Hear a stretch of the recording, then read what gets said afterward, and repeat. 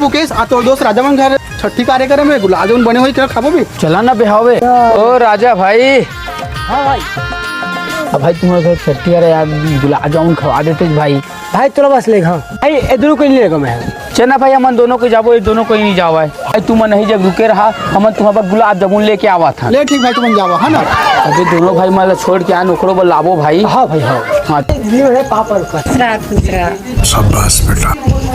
नानक के देखे रे दही कितना बड़े बड़े बाढ़ गए तब उतने जबर यहाँ वो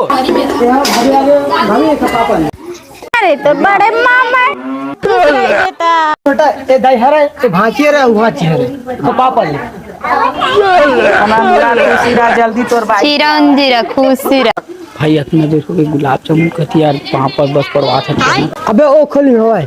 अबे इतना जन आदमी में कैसे जाबो बे। हाँ भाभी तो हट ना। अरे गुड्डू तुम नहीं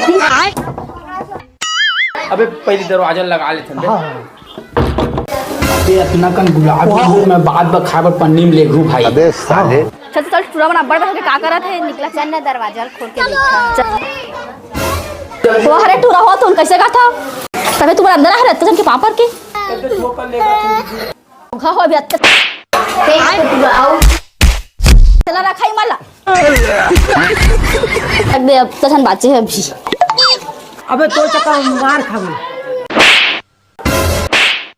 भाई अब मैं तो कभी कोई अरे भाई तो हाँ मैं नहीं आता तो करना है भगत।